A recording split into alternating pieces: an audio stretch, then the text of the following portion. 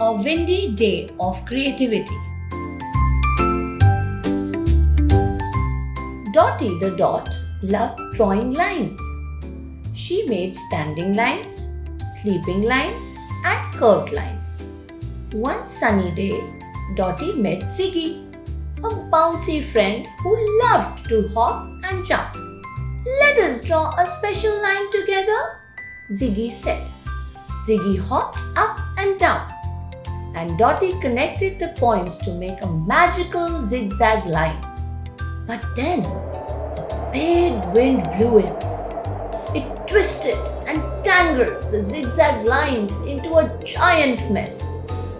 Dottie and Ziggy looked at the tangled lines and felt sad. "What do we do now?" asked Dottie. Ziggy thought for a moment. "Let's turn the tangled lines into something new," he said.